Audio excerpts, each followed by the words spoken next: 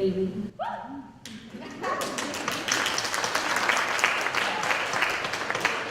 We both work as student interfaith leaders at the J. Phillips Center for Interfaith Learning, which, in collaboration with Fine Arts Programming at the College of St. Benedict and St. John's University, is the sponsor of today's program. On behalf of Professor John Merkel, the J. Phillips Center's director, Verdane and I are happy to welcome all of you to the second session of Exile, Memory, and Welcoming the Stranger, celebrating the opening of the exceptionally beautiful art exhibit, Birds of Longing, by Lori Wall. Lori Wall's exhibit focuses on experiences of exile, memory of lost homelands, longing to return home to build new lives in new lands. And this exhibit also inspires us to consider Christian, Jewish, and Muslim mandates to welcome the stranger, be they migrants, refugees, or others, who have come into our communities. Today we are blessed to have with us three remarkable women leaders who have thought deeply about these issues and have generously agreed to share their thoughts with us.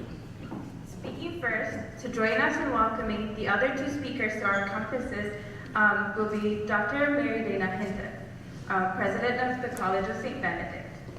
Dr. Hinton earned her PhD in Religion and Religious Education from Fordham University, and her scholarly interests include African American religious history, religious education and leadership, as well as strategic planning and diversity in the academic. Among her publications is the book The Commercial Church, Black Churches and the New Religious Marketplace in America, published in Lexington Books.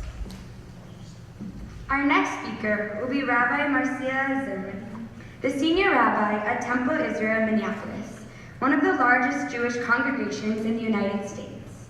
Rabbi Zimmerman earned her MA in Hebrew Letters from Hebrew Union College in New York, dedicated to ensuring that Temple Israel's programming and religious school are inclusive of interfaith families and those with special needs.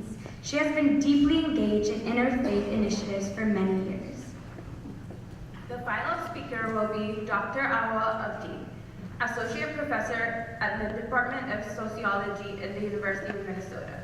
Dr. Abdi earned her PhD in Sociology at the University of Sussex in England, and her research interests include migration, transnationalism, Islam, race, class, gender, and globalization.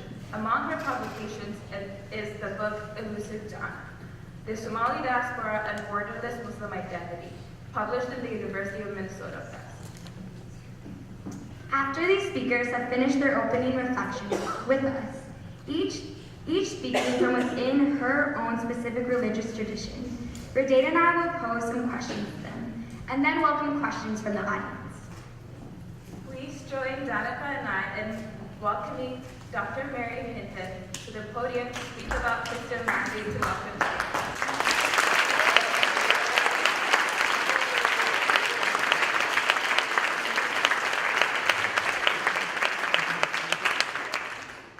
Thank you for the opportunity to share, think, and be in dialogue with each of you this afternoon. A special thank you to Benedict and Danica for moderating today's panel, and to John Merkel for his vision for this gathering and the sponsorship of the J. Phillips Center for Interfaith Learning. I'm grateful for Lori Wall's tremendous art and her willingness to exhibit at the College of St. Benedict, and for the decades of fiber arts that the Sisters of the Order of St. Benedict have shared as well. I add my welcome to Dr. Abdi and Rabbi Zimmerman, and I'm grateful to be on a panel with them. But most of all today, I'm grateful for the intentional integration of art, which feeds the soul, the harsh reality of exile, which imperils the body, and the grace-filled opportunity of welcoming the stranger, something we are called to do within and across religious traditions. Each of our traditions has something unique and beautiful to offer. I'd like to structure my talk today around three themes: defining what a stranger is today, exploring how this term and the posture of stranger is central to the Christian experience, and how and why Christians are called to welcome the stranger as part of our identity and central expression of our beliefs. So I'd like to start with what we mean by the word stranger. By definition, a stranger is an unacquainted newcomer, a guest or visitor. In daily lived experience, we often think of a stranger as someone unknown to us, someone other than us.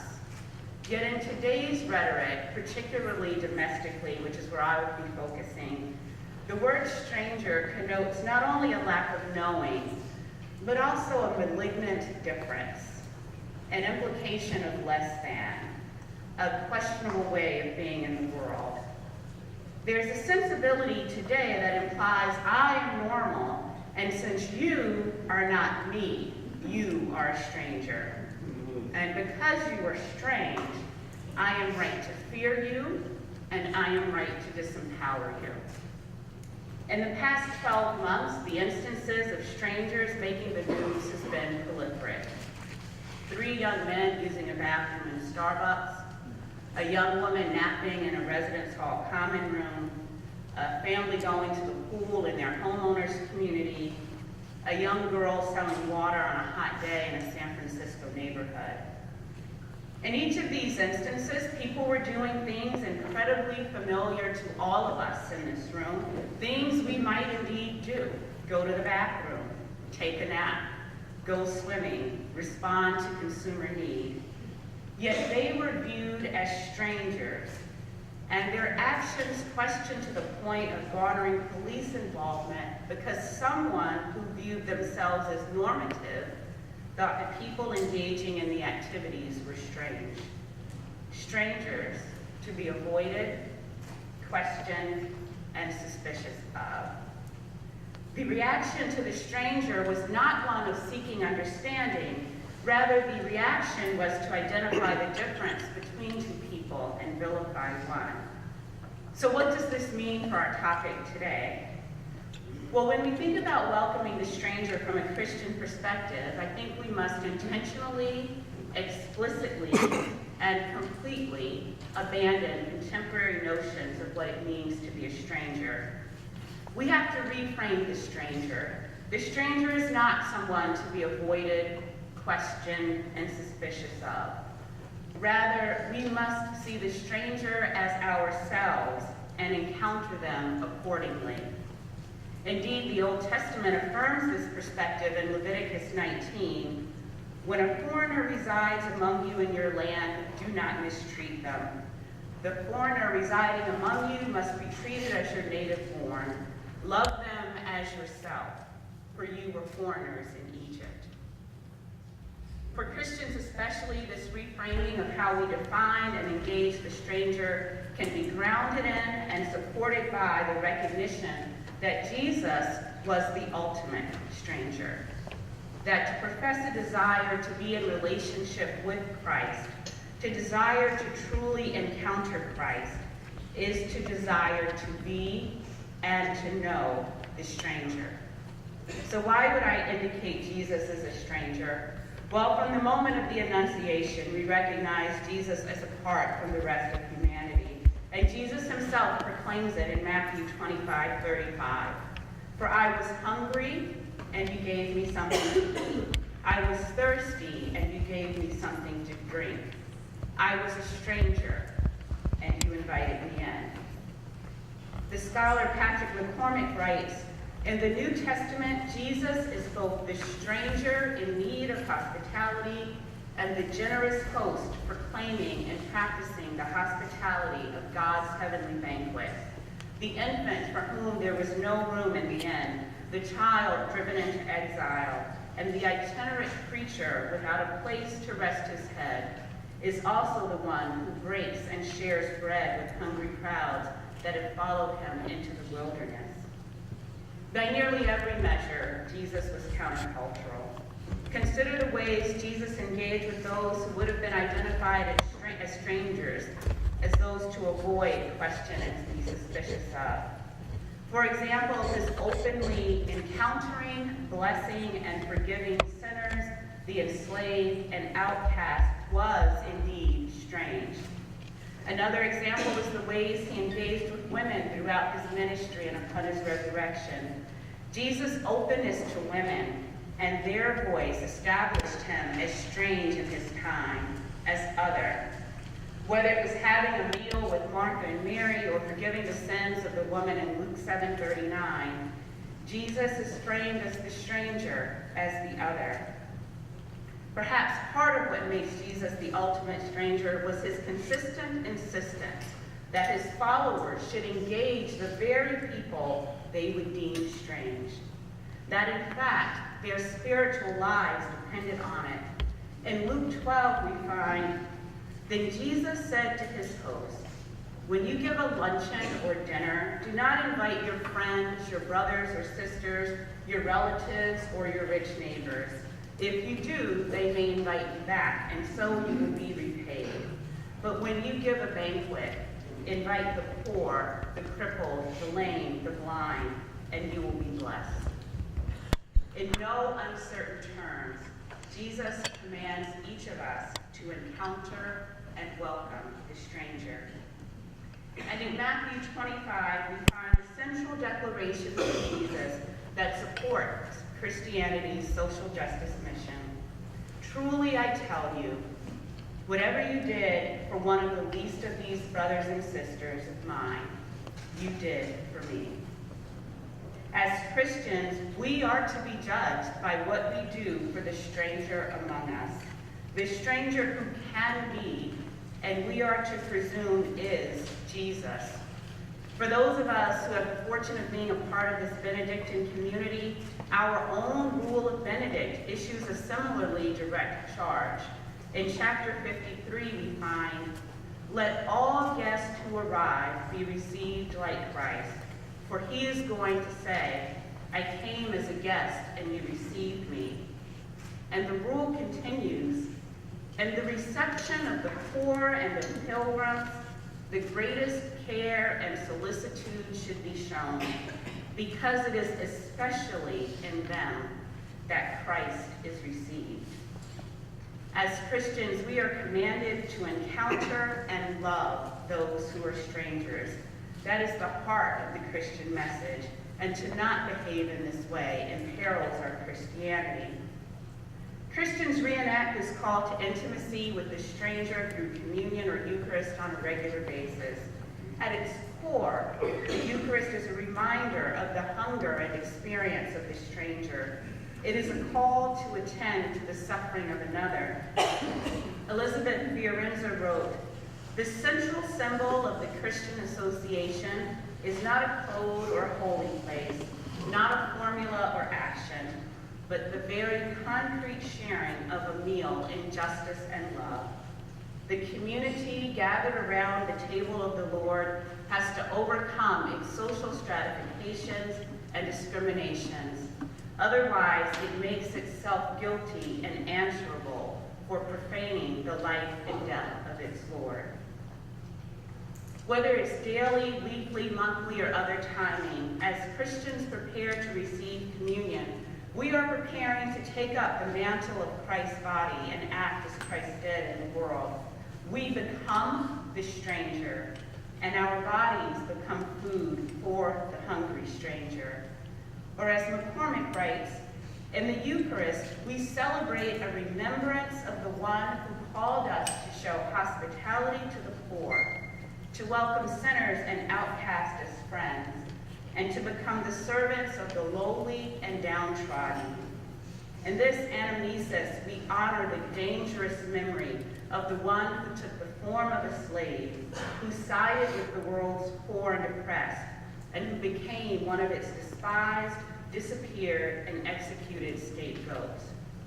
Remembering Christ in the Eucharist means remembering ourselves to all the nobodies and victims being ignored by or trampled underneath our various economic, political, social, and religious structures."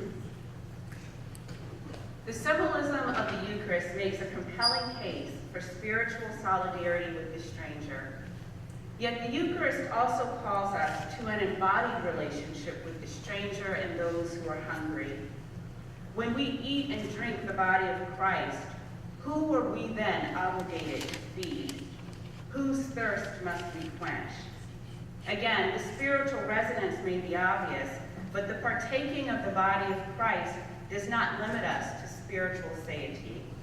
Rather, we are called to identify with the hunger of the stranger when we partake in this act. What must we do to help the body of another be fed and live? In The Eucharist and the Hunger of the World, Monica Helwig insists that we must pay attention to the Eucharistic call of engaging with the physicality of hunger in order to truly experience the Eucharist. She posits that so many of us are physically sated, overly full, that we can no longer see the hunger of those around us. I would add that we perpetuate the hunger of strangers when we elect not to see their experience, not to witness their story, not to diminish their hunger as we protect our own safety. When we choose to turn away, we choose to make strangers. The hunger of my opening examples, while not a physical hunger, reflects a hunger to be seen as human, as equals, as belonging. When we ignore physical hunger in our communities, it becomes easier to ignore other forms of hunger, to be attentive to only our own physical and spiritual needs, to opt out of being a part of the dangerous memory we are called to. What is that dangerous memory? Candace McLean offers a succinct description of Met's work on dangerous memory when she writes, "Dangerous memories are the subversive memories of the victims of history, kept alive by the narrative retelling of communities who witnessed the lives, struggles, and deaths of the defeated. These unofficial memories keep the possibility open that reality, institutions, and societies can be other than they currently are. They are dangerous to those in power because they are the seeds of resistance and change, and markers of identity, personhood, agency, and hope to the marginalized. We must, as Christians, keep the dangerous memory of injustice ever present in our view. In its absence, we empower those who want to make all others stranger. We remove the humanity of ourselves. To return to our beginning, and as I close this reflection, our extreme departure from seeing the interconnectedness of our humanity has resulted in suspicion about activities that would otherwise be familiar to us, activities that could serve to heighten the familiarity and intimacy we should all seek with one another. Rather, we have chosen to make strange another human for simply existing as not me, in making strangers where none exist. As Christians, we are called to rebuke these behaviors and ideas based on the central tenet and symbol of our tradition. We must challenge people to see what is really strange, our discomfort with seeing and respecting the humanity of another. Unless we reconcile Jesus' ultimate call to each of us to be the stranger, to embrace the stranger, and to welcome the stranger, we cannot fulfill our Christian calling. Thank you.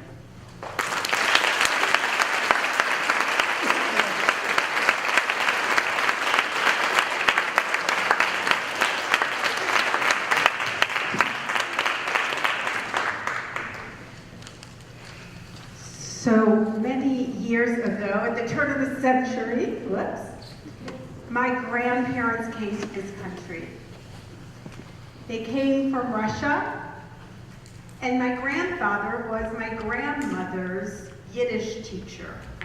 You can only imagine when she heard that she was marrying her Yiddish teacher on the boat over to this country, how she despaired and never let him forget it for the 60 years they were married. Fast forward to 1950. My in-laws are survivors of the Holocaust. They too made their way to this country, after a devastation, after reality that truly made them two miracles. They came over with their friends, Paul and Anna. Paul and my father-in-law, Steve, were childhood friends in a small town called Hojnanáš, Hungary. They found each other after the war when they returned to their synagogue. They found very few members of their community alive and only a few of their family.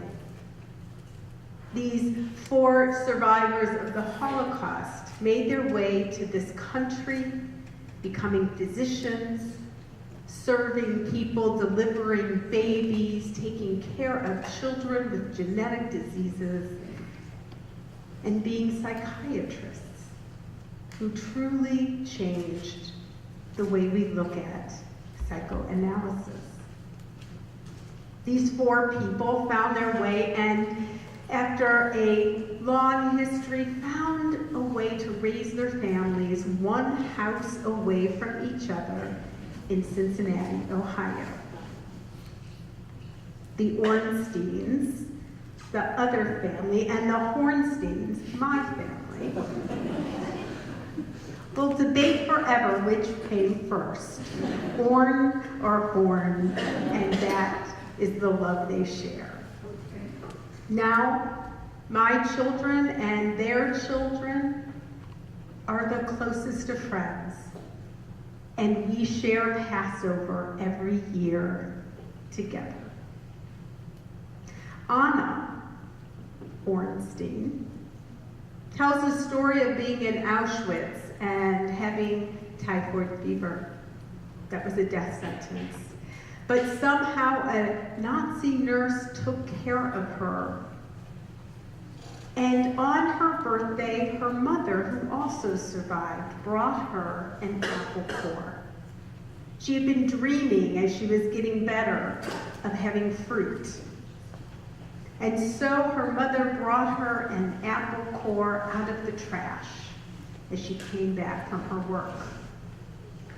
Anna ate every piece, every bit of that apple core, and she savored it.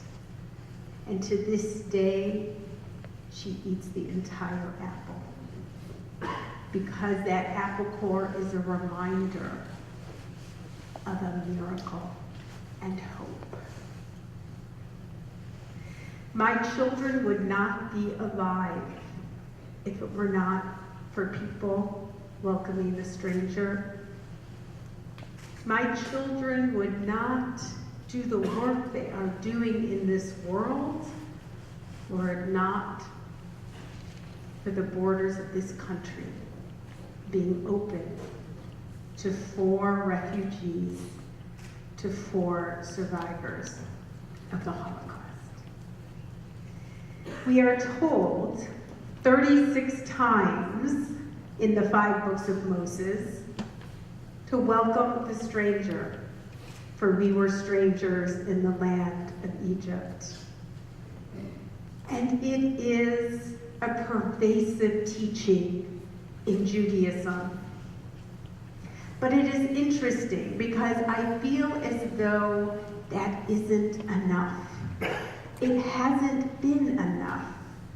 And so I wonder, in this tension of immigration justice, what is further down? What and how can we understand those who do not want to welcome the stranger, even when their own experience has been one of being a refugee? So I wanted to look a little further. And I come to the idea that Plato was a problem. Why? Plato believed in the universal. He believed that we all can move to some nirvana somewhere of having this all-encompassing oneness. But what he missed was that there's a power differential in that. And that if we all have this universal ideal, that if somebody sees the world differently, then ultimately we have to be right and they have to be wrong. And that is the culture we have been living in since that time. And I believe, as Rabbi Jonathan Sachs so beautifully explains, we need to get out from under that understanding. So let me look at Judaism to help us. First of all, if you look at the book of Genesis, the God of the universe is the God of Israel. Universality, the idea of the universal, is a beginning point, but is not an end point. It is the place we begin, but the nuances and the difference and the sights and smells and sounds of difference is really what Judaism teaches us. It teaches us that in the oneness of God, we see the diversity of human beings. The story of the Tower of Babel is one that teaches us that. It is hopefully a positive story. We've seen it as a negative so often, but actually it's teaching us that in the creativity and in the difference and in the different understandings of the world is actually the place we need to live, because we find God's essence in that difference, not in the sameness, but in the difference is truly the beauty of this world. I think it is so interesting to look at this idea that the unity of God is found in the diversity of the world. If you look at the sun, right, you see it as this yellow, white, sometimes a little orange thing. But inside that color is so many different colors that the human eye cannot comprehend. We see one color, but in reality, the sun holds all the colors of the rainbow.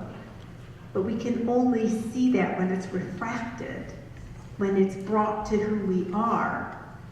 In my mind, it is that image that truly helps us understand that the unity of God is truly celebrated in the diversity of who we are.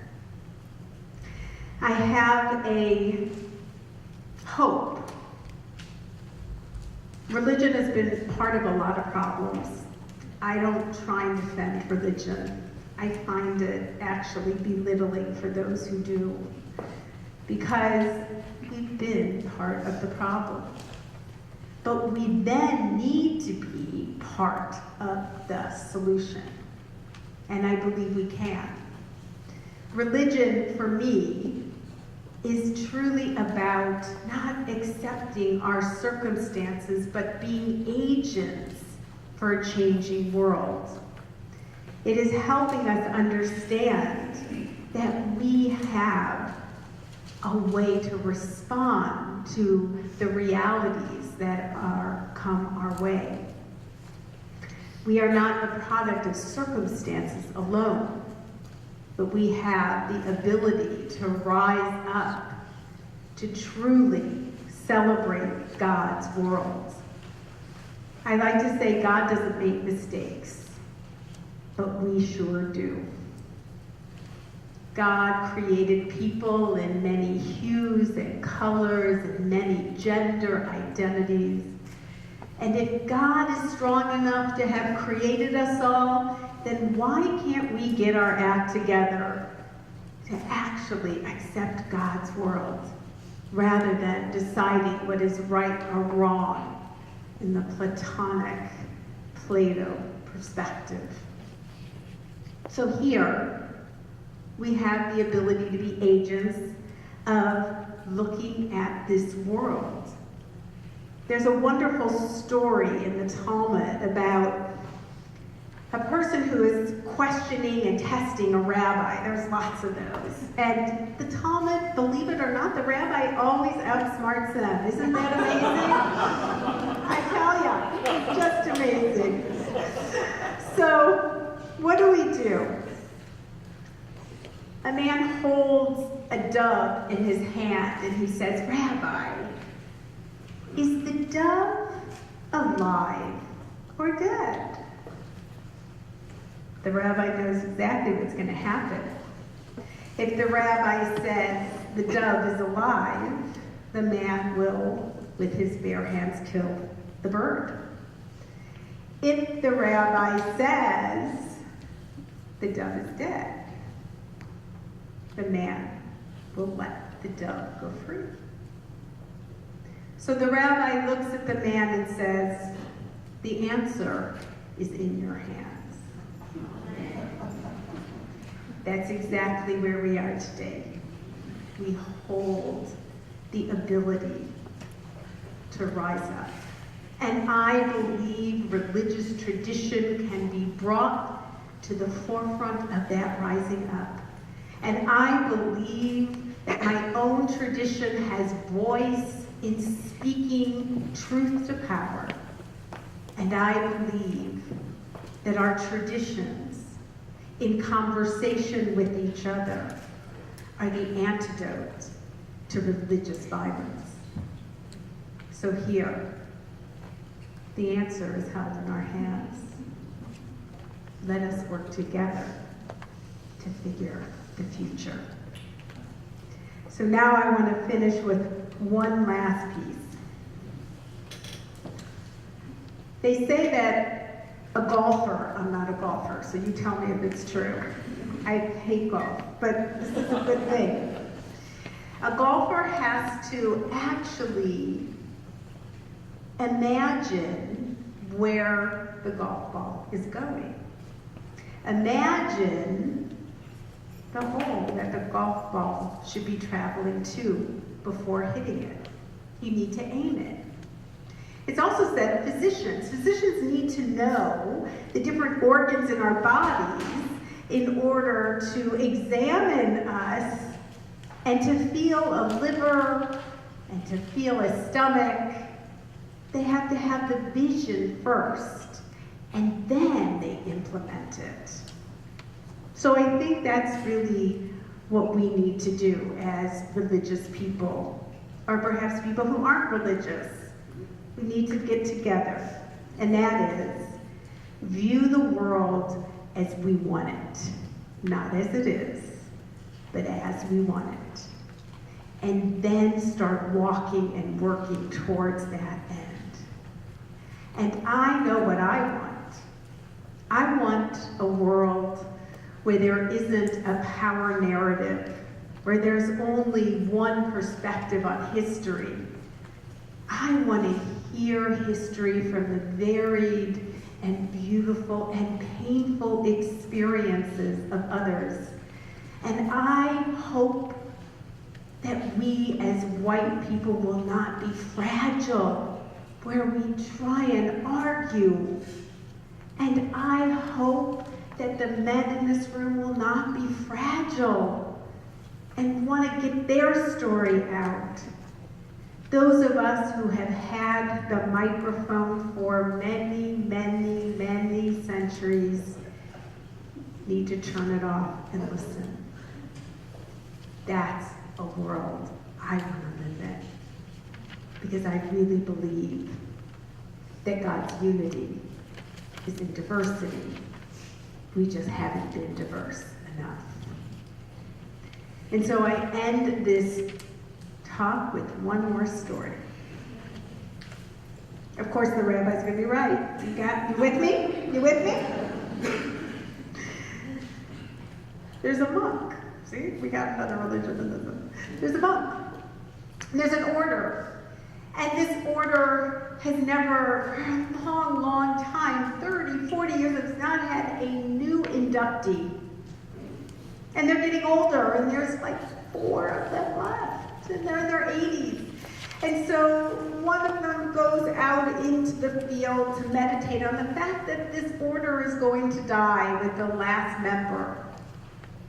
And so along the way, a rabbi comes and asks the monk, what's happening? And he explains the whole thing. And the rabbi said, it's so interesting because I was told that one of the four of you is the Messiah. And then left.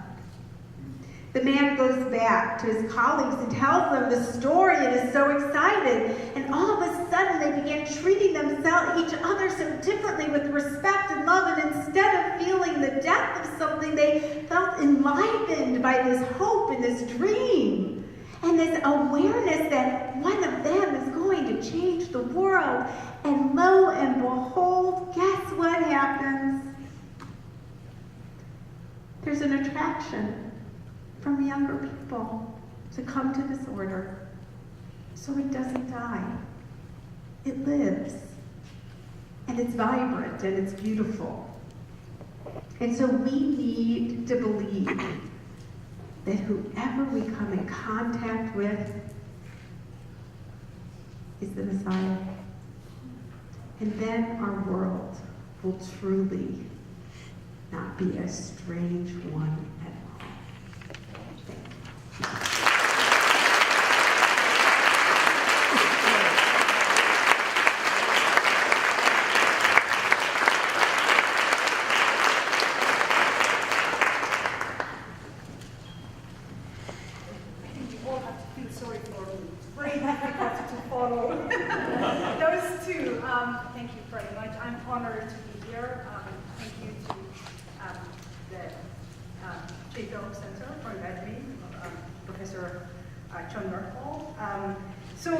I'm going to disclaimer, I'm not a scholar of Islam, as Rabbi Zimmerman and Professor Hinton are.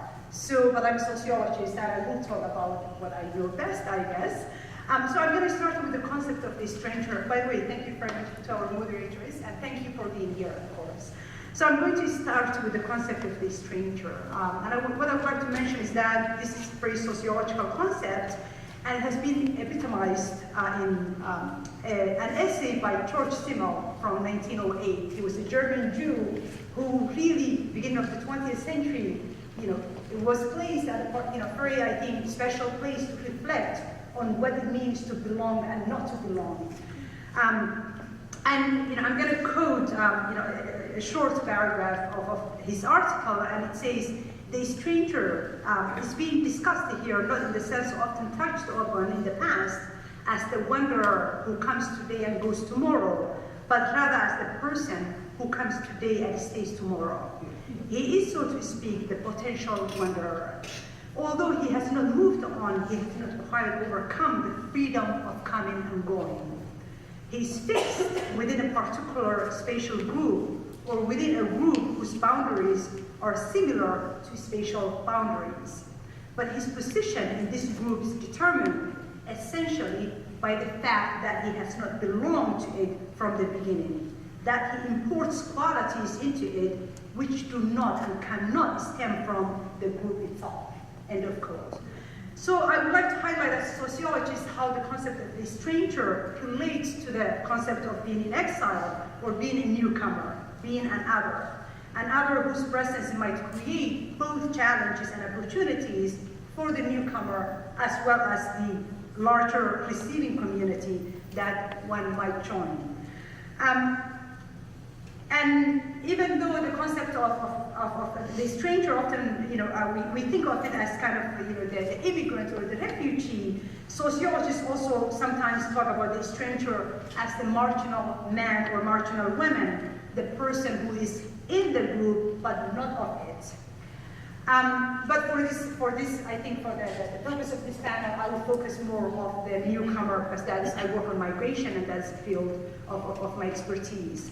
So migration as the movement of people living in a particular place in search of safe haven, escaping from persecution, seeking refuge, also is very instrumental, very important in Islam. And I think, I don't know how many of you are aware, the Islamic calendar does not start with when Prophet Muhammad was born, like Christianity starts with the birth of Jesus, for example. It actually starts with the exodus of the first Muslims, the Prophet Muhammad and the first followers who were pushed out from Mecca and ended up going to Medina, the city that became eventually to be known as Medina, in the year of 622. So the Islamic calendar actually is premised and starts with the migration from Mecca to Medina in 622. In that sense, I think Islam is, you can say, was founded and found its footing with that initial migration.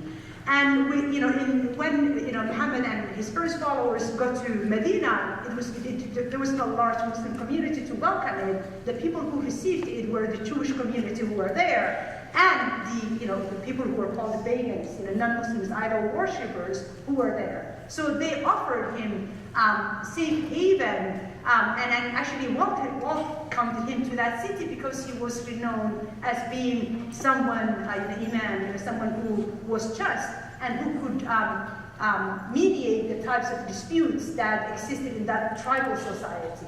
So migration, in that sense, is really instrumental, I guess, in the foundation of Islam as religion.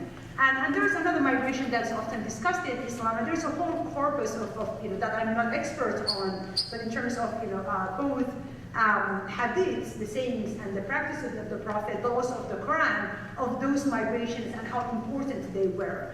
And there's another migration before the flight to Medina of a small number of Muslims who left Mecca and went into what was Abyssinia. And that's what is Ethiopia now, the kind of Horn of Africa. And they were welcomed and protected and not returned, despite the request of the tribes of Mecca, by the Christian kingdom of what's Ethiopia now, Abyssinia. I think the king, his name was Negus.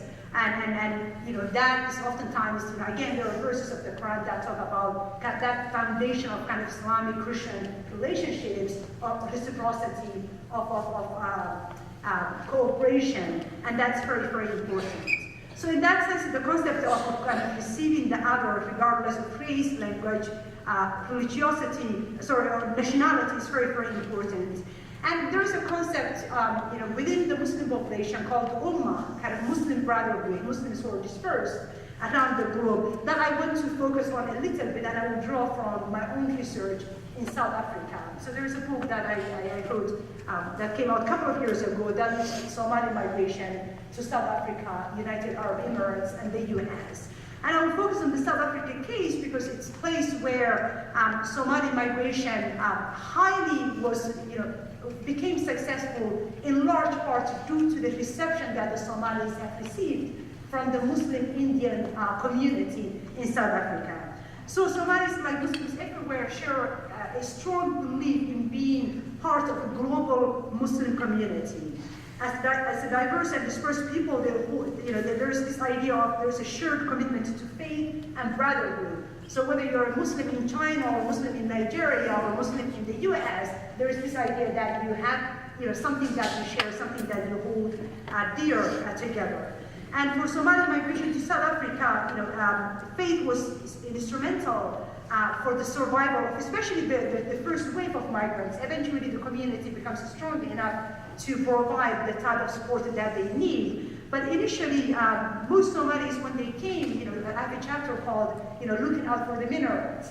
So people will say, where's the closest mosque? And they will go there. And oftentimes this idea that you will find safety, you will find protection, and you will even find basic financial support to find your footing, and even employment. So that was very, very important. So that, I guess to start, houses of worship were the first places Somalis would access water to oftentimes wash their exhausted and often dirty bodies. These people were people who migrated and oftentimes go through 7 countries. They're leaving Somalia, they're coming through Kenya, Tanzania, oftentimes maybe Malawi, Mozambique, or Zimbabwe. So there are people who are confronting border personnel, kind of a lot of smuggling kind of networks, a lot of violence, there are dozens and dozens and dozens of people who die every year because they suffocate in the trunks of cars or in these big, trucks that they are coming through, to get to South Africa, in search of safe haven asylum. Mosques also become a place where people can find spiritual connection with faith.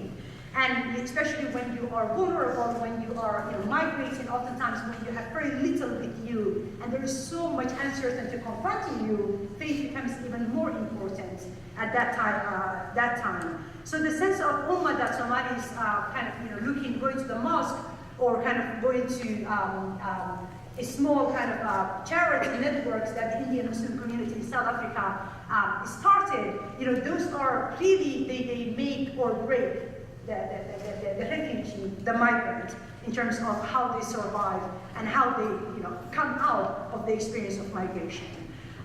Many of the people I interviewed talked about going to the mosque, and oftentimes there is a charity box where people would be given about $50 American dollars so that they can travel to either Cape Town or to Johannesburg, depending on where they know people. And that money is coming from, it's completely coming mostly from Indian Muslim community that runs those mosques. But there's this idea that even though Somalis and Indians share very little else in terms of language, in terms of kind of how we think of race, there's this idea that there is someone who will be able to help you here. And I'm not going to talk too much else about the cases, but in the U.S. you do not have the large Muslim community that could provide the types of support that the Indian Muslim community starts. The U.S. Muslims are quite dispersed, so you don't have that type of concentration. But it's important to highlight that Lutheran Church, Jewish Family Services, the Catholic charities, for example, play an instrumental role in the initial experiences of refugees of all faiths, in terms of finding their footing, finding clothing, finding healthcare services. So that first kind of 8 months to 1 year when refugees come in our midst, they are free, really benefit from that interfaith kind of dialogue, contact, and that is very, very important and instrumental. So a few things that I'll be more than happy to talk more about the cases and also my own work on refugees and migrants. But I would like to kind of also maybe close with a somber note that puts the mandate of religions as one end of the spectrum of a process that makes the stranger often dependent on policies by nation states as well as publics that are becoming increasingly anti-immigrant xenophobic around the globe. While we are more familiar with the U.S. trend, for example, of building walls, criminalizing the immigrants, this is, we have to admit that this is not Trump's problem. Obama was the, deportee in chief. He has deported more immigrants from the U.S. than any other president before him. So this is something that has been happening for the last maybe 10 years or so. When we talk about different faiths, I think I mentioned the Mecca and Medina, which is the foundation of Islam, the land where Arabia, the Gulf region, and those countries. When we talk about the Gulf region, I've done work in the United Arab Emirates. They are the richest countries in the Muslim world in terms of the oil-rich countries. But those countries are not very kind to a stranger either. So that dollar money, I always like the example of Saudi Arabia, where Medina and Mecca are located, where millions of Muslims congregate every year for the Hajj, which was for the pilgrimage. It's one of the only countries that deports plane loads of Somalis, Afghanis, and Yemenis back to their countries. Those three countries are countries that are in complete political turmoil, that are really on fire. And it's one of the only, because Saudi Arabia and a lot of the Gulf regions have not signed the Refugee Convention, they almost feel like they're not bound by, they have not ratified the 1951 Refugee Convention. So there is a lot of contradiction, if you want, in terms of what religions mandate and the types of practices and policies that a lot of nation states engage in. I think that's very, very important. So, the ideals that we all talked about in terms of, ideals of hospitality, care, that, we all talk about, those are not necessarily, those do not materialize in terms of everyday practices. So the ideals and foundational teachings of religious traditions might oftentimes be in stark contrast to the behavior of our leaders in this era of fortified borders, of deportations, of thousands of deaths in the high seas, or the separation of mothers and infants. But it goes without saying, and I think this is what the other speakers have said. We all have an obligation to continue to speak up and to push back, and to remind ourselves that we all share something with a stranger. We are the stranger, or our parents, or grandparents, or great-parents were these strangers not so long ago. Thank you so much.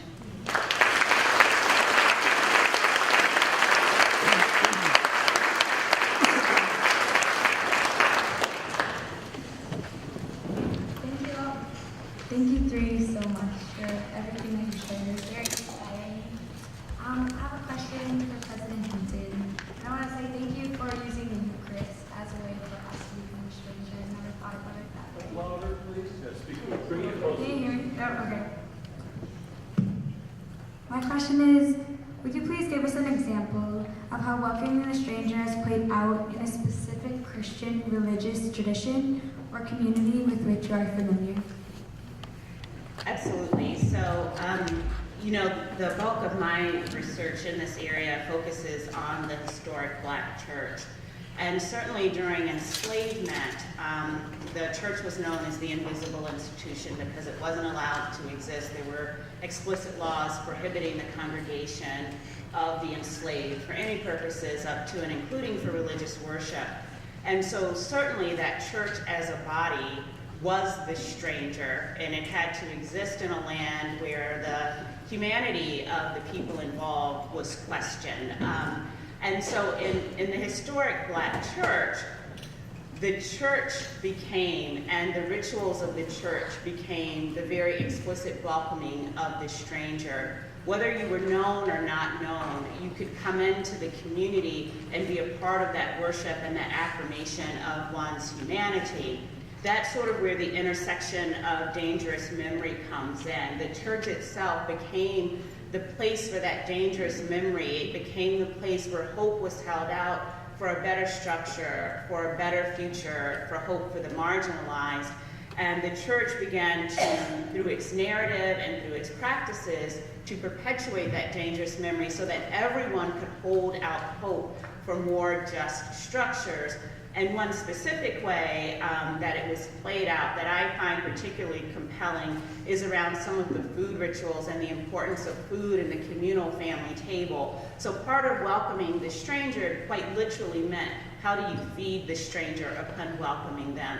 And those food rituals, whether it was the preparation or the sharing or the eating of food, became a place where those dangerous memories were shared and transmitted over time, so that hundreds of years later, that hope for better structures, that hope for justice still exists.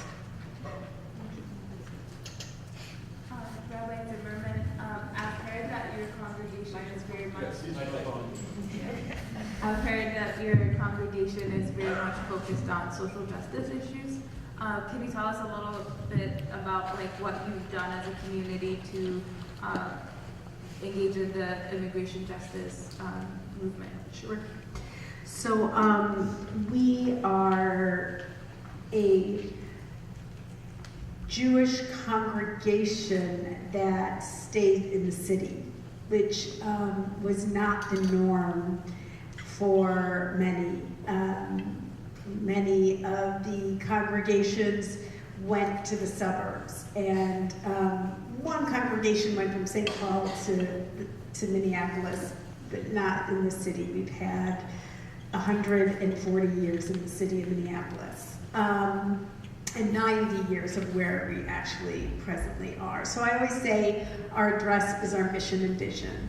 And We have done a lot with homelessness, and that's not the question, but that is a really important part of who we are. The downtown congregations all get together, and we started a nonprofit called Downtown Congregations to End Homelessness. We have put 100 single men in a program working with the business community downtown, and the federal government in the previous administration, and we have social workers who because there is a program that we could partner with the federal government to get caseworkers and social workers to help these men. So 100 of them got permanent housing and are still in permanent housing. We have kept 140 families in their homes during kind of rocky, tenuous times by giving rental assistance through downtown congregations to end homelessness. And so those are the kinds of things we do every day that are really important to us. When the whole issue of the borders came up, there was, for me, really my heartstrings. And I told you the story. My children wouldn't be here. Literally wouldn't be here. I wouldn't either, but it's so visceral for me that my in-laws came to this country after surviving this horror of the Holocaust, and they still talk about seeing the Statue of Liberty. So when this all started, I really wanted Temple Israel, which is a large congregation, to move towards really working with immigrants and immigrant justice. And somebody came to me and said, Rabbi, really, I mean, it's controversial, which just blows my mind. But, somebody came up to me, a previous rabbi at Temple Israel, and said, really, Marcy, you're gonna make this, like you're gonna go down on your sword on this one? And I said, I can't sleep at night. I can't sleep at night. I have to. And so we have moved where the board has adopted 4 points of doing immigrant justice advocacy and to open our doors to anyone who would need sanctuary. And so, I mean, the beauty of it is it's legal to do it. So it's not illegal to open your doors. There's a statute, a policy written by ICE and in 2011. So housing an immigrant while they are going through a process of their immigration status is something that is legal in this country. It's not like Sanctuary City, it is legal. And so we have adopted that, and we have a number of people in our own community who are at risk. We have an early childhood center, nursery school teacher who is at risk. And so we are monitoring things very closely, and she would be absolutely welcome and her family. So that is what we're doing. Thank you. Thank you, Rabbi Zimmerman, for sharing that and for doing this really, really important work. I have a question for you, Professor Apollo. And this is, I would like to hear who, in your view, is the stranger in our midst. So how should we define the other? Is border crossing the only yardstick that we should use, or are there native-born people among us who are strangers, perhaps just as much as immigrants and refugees? Thank you so much. I think that's a great question. So who's the stranger? And I think both of you kind of touched on that to some extent, that we often think of the stranger as the one who crosses borders, the one who's so different, maybe linguistically, maybe racially, maybe nationality. Oftentimes that's what we think of. And then, I will use an example, maybe two examples in terms of something that has made me much more conscious of this narrow definition of the stranger, and also why we should be expanding the way we think of the stranger, also but in terms of the types of advocacy that we do in our own backyard. when Hurricane Katrina happened, I think 2005, I want to say, am I right? 2004, 2005, I was a PhD student in the UK. And I've never lived in the US. I was coming from Canada at that time. My whole family is in Canada. So I was a Commonwealth scholar in Brighton, Sussex. And I remember a lot of my British, UK friends, quite horrified and shocked that what they were witnessing, what they were seeing on TV, could be the United States of America. Oftentimes, the biggest export in terms of cultural exports of the US, from what I understood in terms of the number of people who watch, is Baywatch. Just imagine, seeing Baywatch and then seeing Hurricane Katrina and the things that were happening in New Orleans. So that America has a third world within it. I've never seen Baywatch. I've never seen a whole episode, but if you see the pictures, basically beaches, bikinis, beautiful bodies, and only white bodies, of course. It's very, very particular, right? So just think about, that is the export of the U.S., and then you see Hurricane, the Katrina, disaster and the pain. So for a lot of people, there was a kind of this conflict, this hard to reconcile the America that people imagine and the America that they were seeing. You have Haiti and Somalia in the U.S. within it, but nobody knew about it in terms of poverty, in terms of exclusion, in terms of neglect, in terms of class, stratification, racialization. So that is one example that in terms of, yes, we want to think of the stranger and help the immigrant, etc., but also what exactly is happening with the stranger within us. And I think the examples you talked about in terms of, defining, someone who has had a barbecue as, committing a crime, those were wonderful. They really timed well with this one. The second example is that a lot of my work, I spent a lot of time in South Africa. I've been going to South Africa almost every summer since 2007, and I do work with migrants and refugees.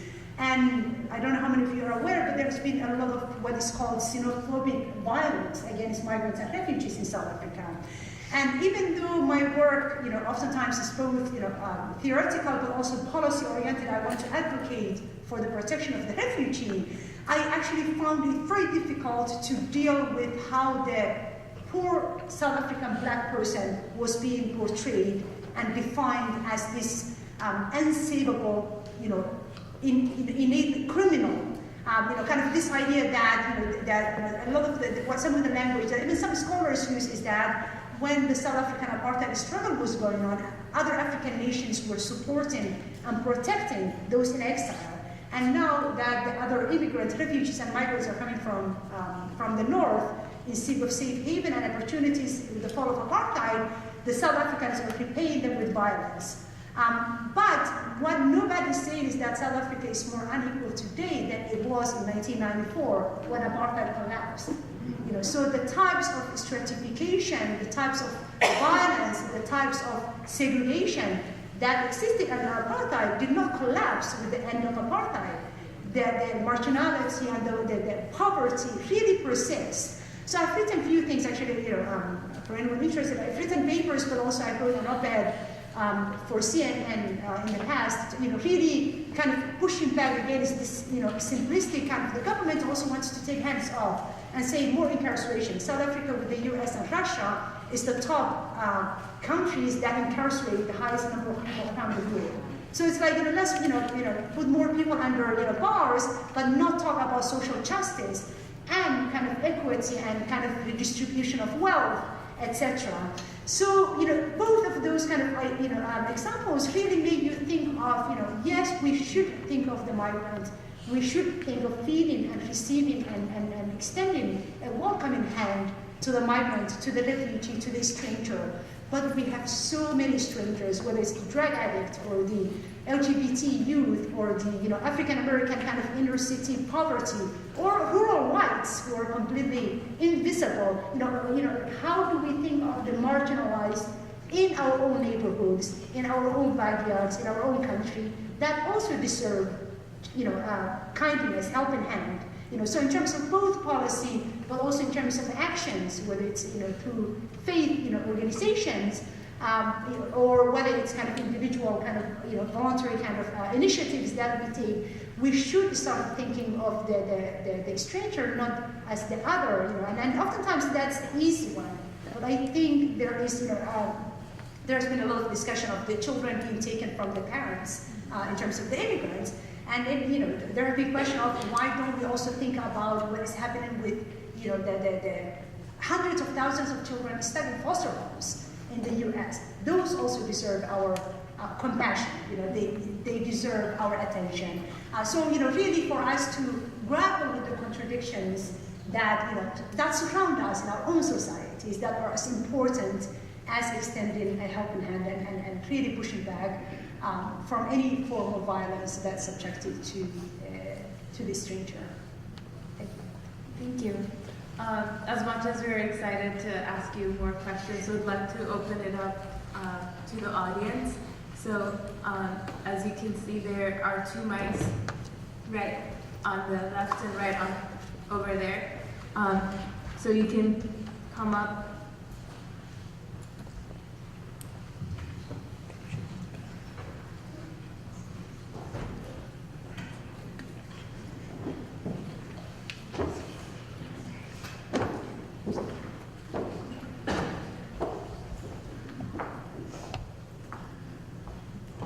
I was late because we had a crisis with all the coverage on news. I had to transfer all the spots to classes. So, my name is Gary Osberg. Incarceration. What could we do now? What action could we suggest to the Congress to fix some of that problem?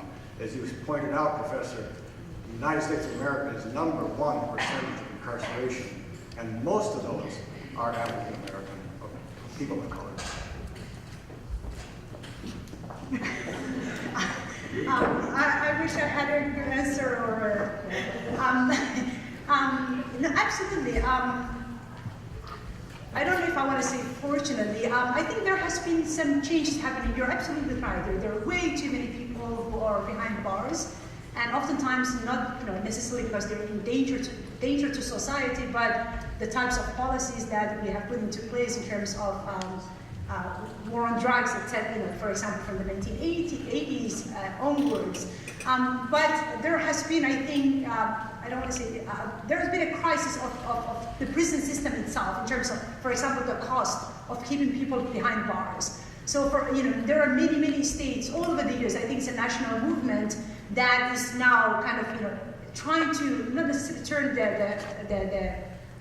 tide, but really, I think that the financial crisis, the states struggling with, keeping these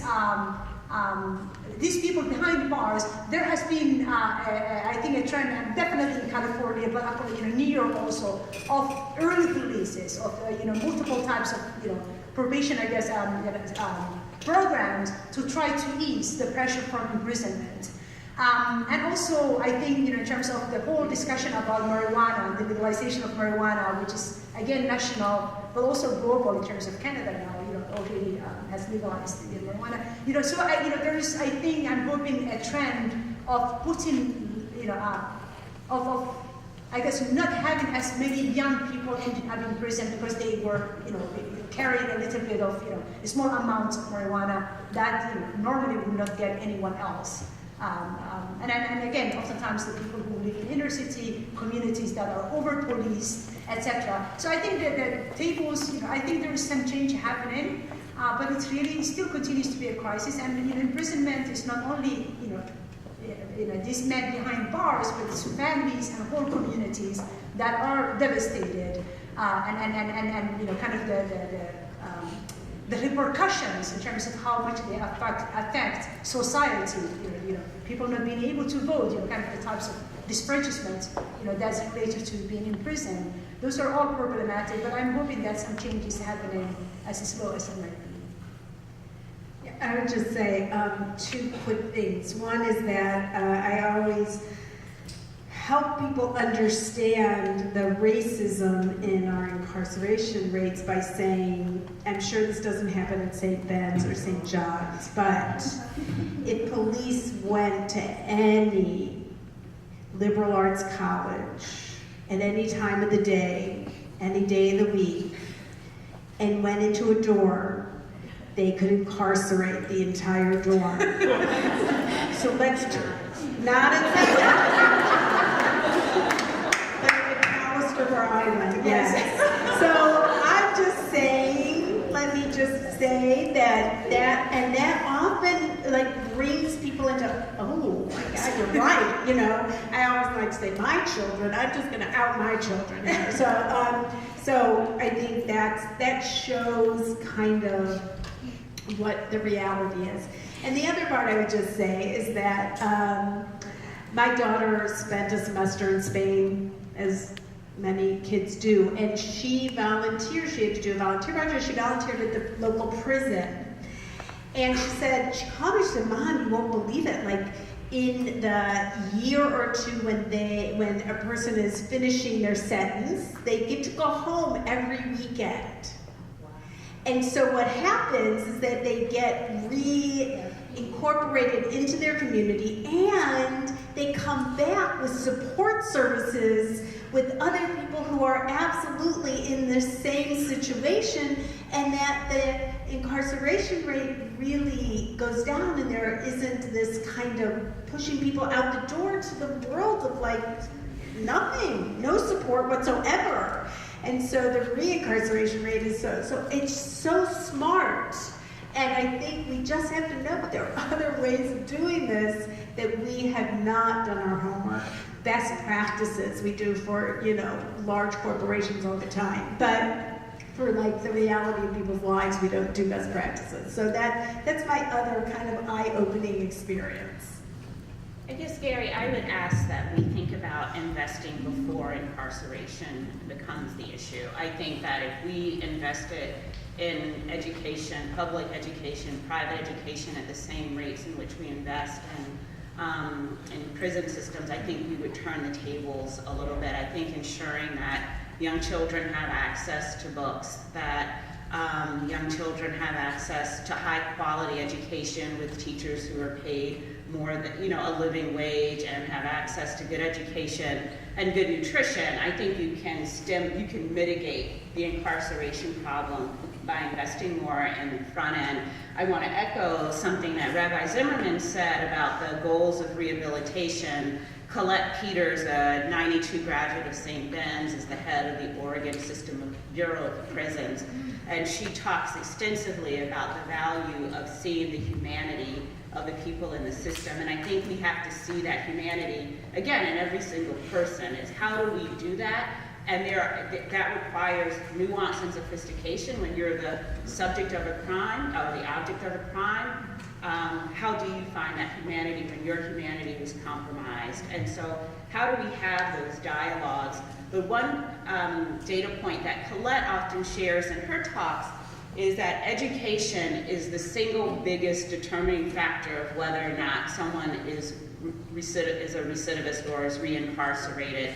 So, and I don't have the numbers, but Colette Peters is awesome, class of 92, you can find her. But she talks about how when a prisoner or a former prisoner gets a bachelor's degree, the likelihood of recidivism drops exponentially. When you add a master's degree, it gets down into almost rates equal to what you would see in a non-prison population. And so, unsurprisingly, my answer is education is the way to address this.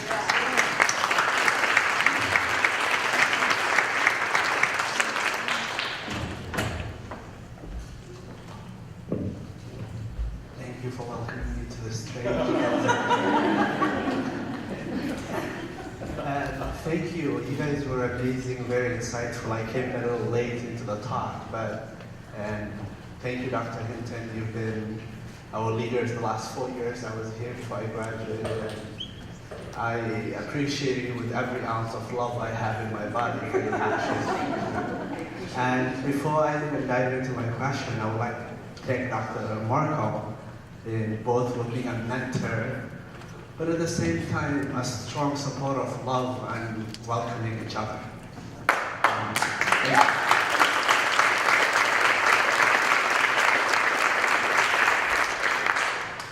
And of course, thank you for the two of our greatest Bennies. Sorry, other Bennies. But I have a question. I just came back from Kenya. It was really amazing time. I grew up in this country. I was here for 8 years. And the first thing I asked myself when I came to this school was, who am I?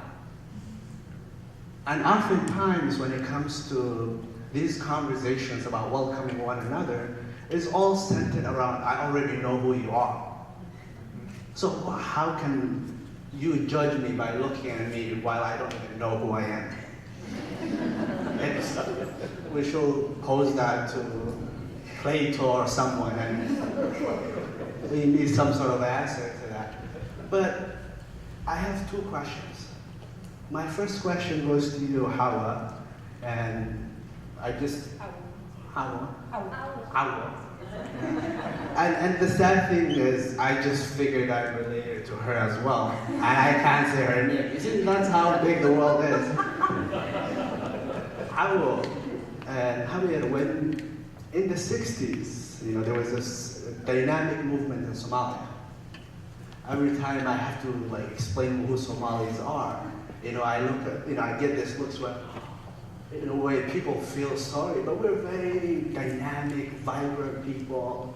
Just in Nairobi, the capital city, 40% of the economy of that place comes from that spot, and it's diaspora. Today, if all Somalis stop working in Minnesota, none of you guys will fly out. So when it comes to welcoming one another, I just want to what are some good lessons Somali mothers can teach Americans to be welcoming? And my other question, and this is a bit of a observation, is, here in St. Cloud, to be really honest with, a lot of the activities of goodness usually comes from religious organizations. It's religious organizations that stand out. So for Dr. Zimmerman, in the case, why are we evangelizing one another? Can we throw that out of the window, the competition, and just be nice to one another? Somalis can feed you guys. All we ask is a smile from you. So welcoming strangers, in a nutshell, it's that. And finally, my last question for Dr. Hinton. I left for Kenya with a Benny. And at every airport, I was the only one who was singled out. And the funniest one was in Amsterdam. I came in from the airport from Kenya, they checked me. I went to another internal security, they checked me. And for God's sake, it was another security right before I stepped into the airport. And I was going with a friend, and my friend did not go through any of that. And I'm just remembering through my times of here at St. Ben's, at St. John's, there were a lot of microaggression, racism, and ignorance that have been done to young students, minorities. And oftentimes the sad thing is we always ask them to stand up and say something back while they're the victims. How can our institutions take that, and part of the investment we make is not educate only the perpetrators of the problem, but also help students who are going through this.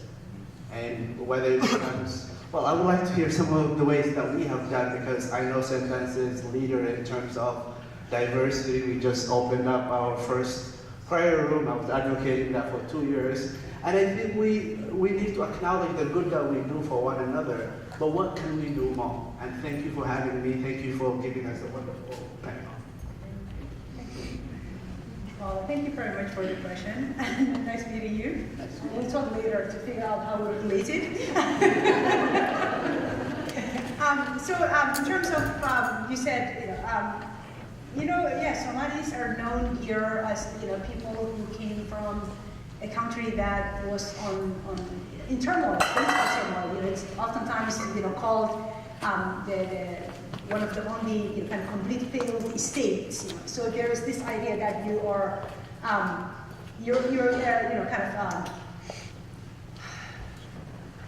I guess, attracted charity. You're in need, you're dependent, and because people already saw them in the post-collapse, So absolutely, Somalia was, and I was born into that country, I left Somalia in 1988, I was still a teenager, but I did not experience the collapse itself, my family went to Canada. But they were very proud people, and they still are very proud people, despite the political turmoil, which is both kind of localized but also global in terms of the Cold War politics and then the types of weaponry, that the U.S., kind of the arms, face the Cold War politics of the U.S. and USSR. The Horn of Africa was very much actually one of the regions that has suffered the most.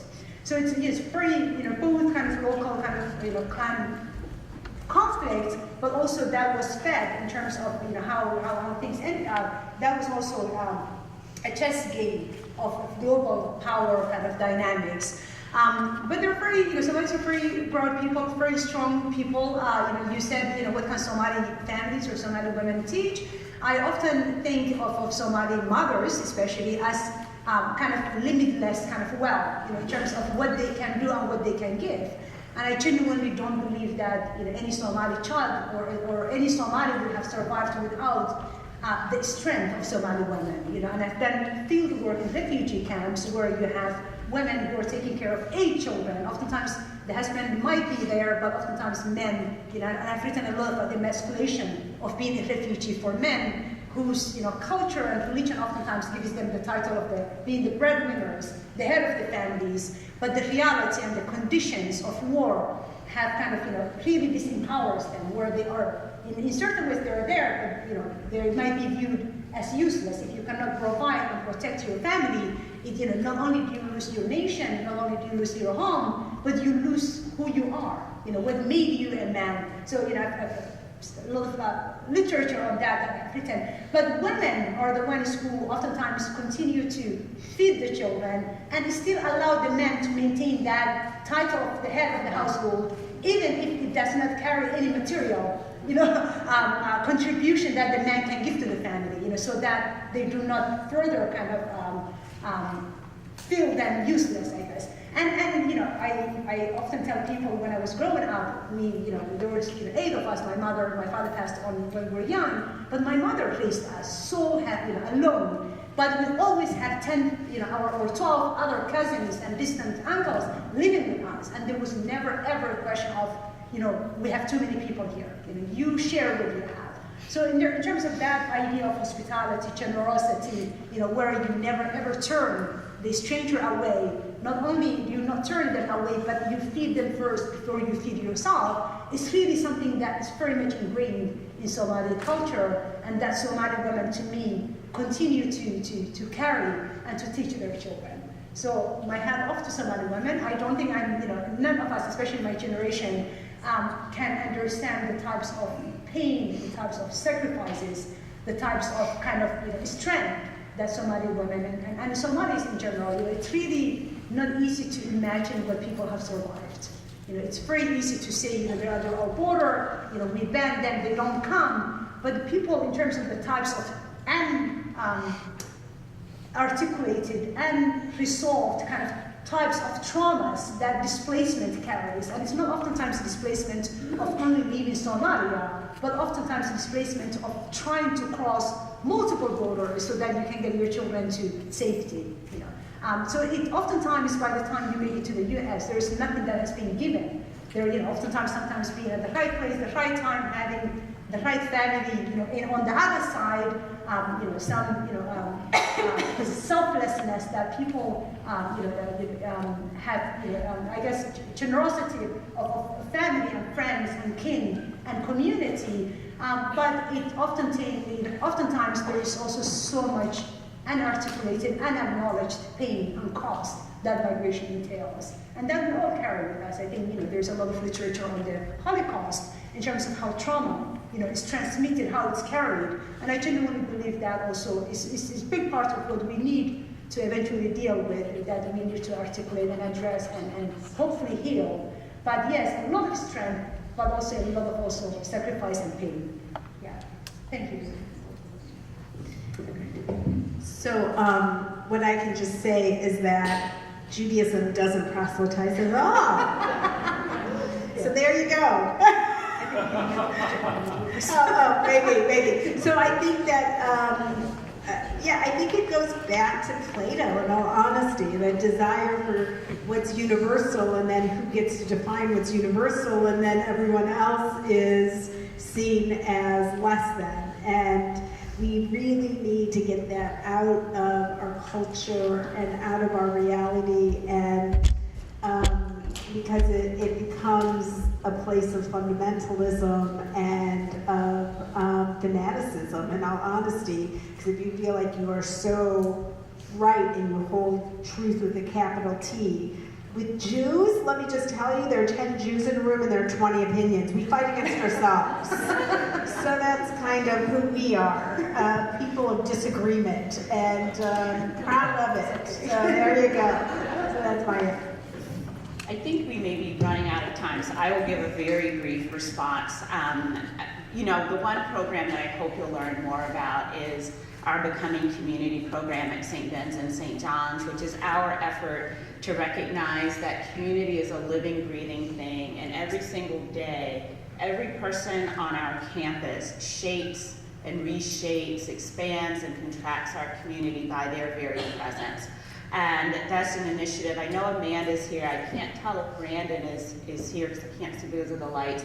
And Anna Mercedes is leading that. And that's a major initiative across our campuses to think about how can we dismantle oppression, dismantle microaggressions, and ultimately dismantle injustice using the breadth of every single person. But I think if you boil it down, at the end of the day, it's something that you said, which is it begins, and for me, it just ends with love. We are called to love one another, and that's it.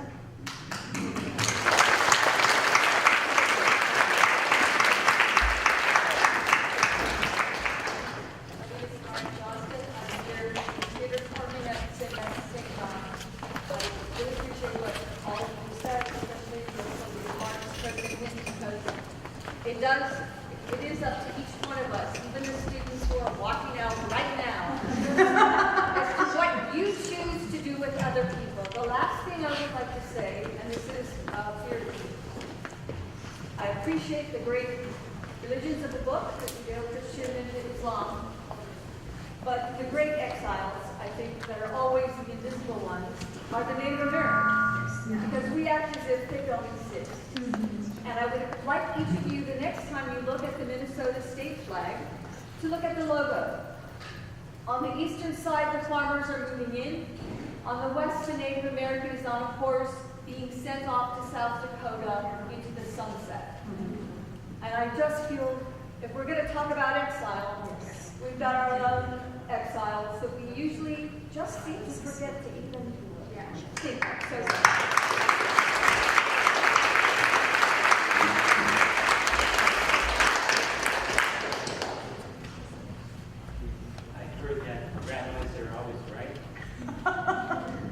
I heard that rabbis are always right. Well, at least in our telling of the story. And I remember one story that fits with our focus stuff. A rabbi asked his students, how can you tell when the dawn has come? Yes. And a student asked, is it when you can distinguish the trees from people? The rabbi said, no, it's when you can recognize the people as your brothers and sisters. That's right.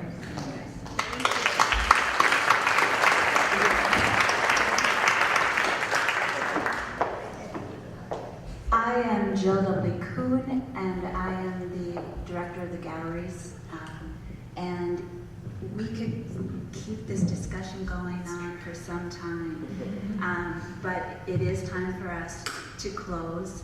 And I want to thank all of the presenters so very much for everything that you have done. It has been a lovely afternoon, merging art and religion and strangers.